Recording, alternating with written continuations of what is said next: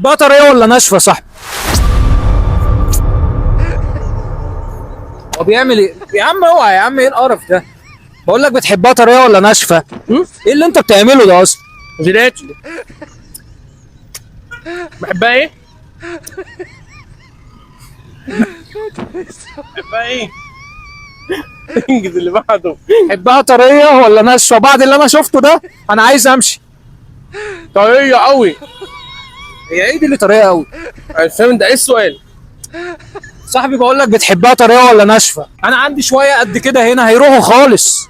ذمتك ده سؤال تساله لي؟ بالله عليك ده سؤال تساله لي؟ يعني ايه بقى برضه مش فاهم. ان السؤال تساله لي يعني بوقت زي ده يا عيب. عم اهي بتحبها طريه الجيلاتيه دي ولا ناشفه؟ طريه. سهله خالص اهي. طب بقول لك ايه؟ بقول بس لك ايه القرف اللي انت بتعمله ده؟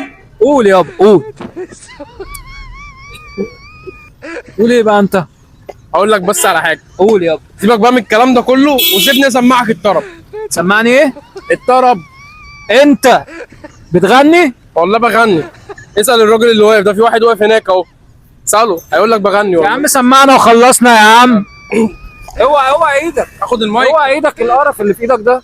طب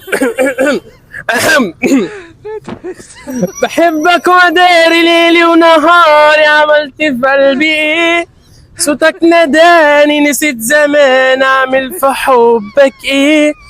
عينك حبايبي جرحت لي قلبي، ورموش عينيك تداوي. بحبك يا ويلي.